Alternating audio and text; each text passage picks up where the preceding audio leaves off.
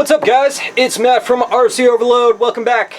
Today I actually have a cool little trick I wanted to share with you guys.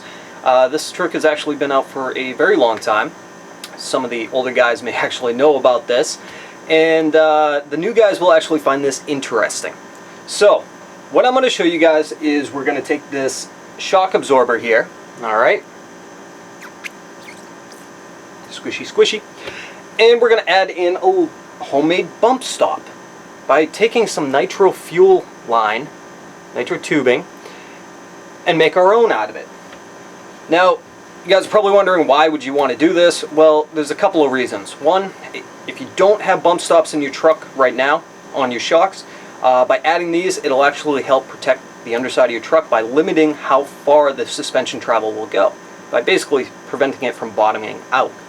Not only that, but bump stops that come from the factory on your shocks tend to wear out over time, and they break and they become brittle, and you want to replace them. Well, this can be an easy alternative to replacing them. Plus, you can make them your own length, and you have multiple colors to choose from. I think at my hobby store we have red, yellow, orange, blue, purple, and I even think clear, to be honest. But I decided to pick up a blue tubing. This one's the blue, okay? Figured it'd go nicely with these blue shocks from Proline Racing. Yes, these are the Pro-Spec shocks, alright? So, that's that. Let's get you guys in a little bit closer here and show you exactly how to do it. It is extremely easy. Okay, so, shock, fuel tubing. Now, first things first is we need to find out how long we want to make this and then cut it off.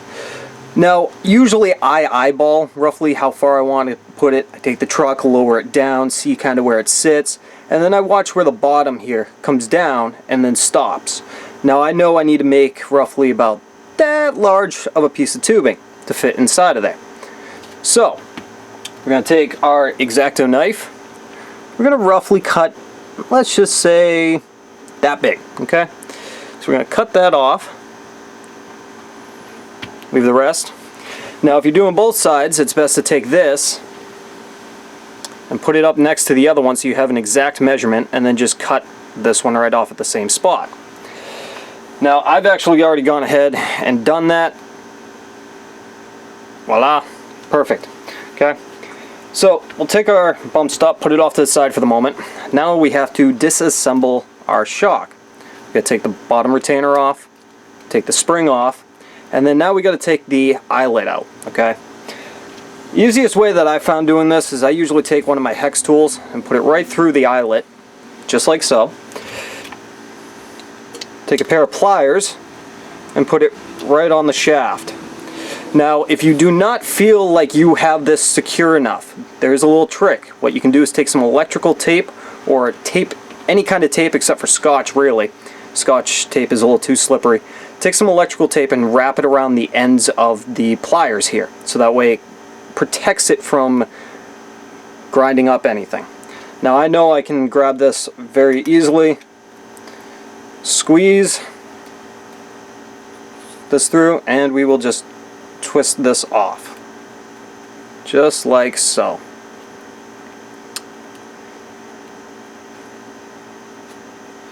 Almost there. There we go. Cool. So now you have this off, and you have an open shaft end, right? Okay. So I'm going to clean this off, because, you know, after a while dirt builds up on it. Okay. Clean the threads, make it a little easier to slide the tubing on. Alright. Now, what I'm going to actually do is I'm going to take this to make my life a little bit easier. This isn't something you have to do, but it does help. Take a little bit of WD-40 or any kind of lubricant. Spray the bottom half of the shaft. Okay? Take your homemade bump stop. Wipe a little bit on the beginning part of it, like so, just to get it wet, and start sliding it on. Now, if it becomes a little too difficult, take your pliers again, okay, kind of like so, and then you can just push down on it. kind of like what I'm doing. I'm trying to do this as best as possible. Sometimes it still becomes a little difficult. You know, I'm not going to lie to you. However, take a rag and you grab it, it'll give you a lot more grip. And we're just going to twist until you get it just past the threads. And you go a little more. Almost there. There you go. Now, all that's left is to push it down. And now you have yourself a homemade bump stop. And that's it. Alright, so I just put it back onto the truck, and if you guys can see, the truck no longer bottoms out. I can have quite a bit of clearance still under here because of the height that I made those fuel lines for this. I'll just give you guys a little bit of a close-up here so you can see them on the truck.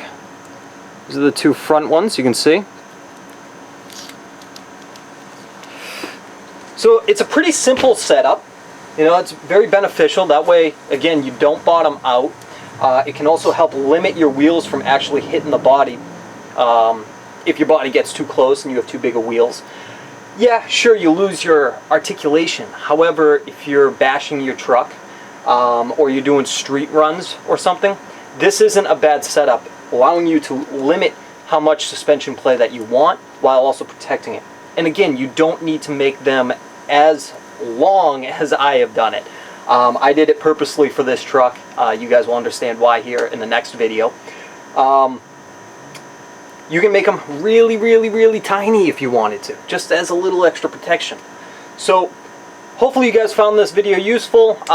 Again, older guys, you got any other tricks as far as creating bump stops, feel free to post them in the comments below. I'm sure everybody would find them useful. And if you like this video, click the like button. Don't forget to subscribe for more videos.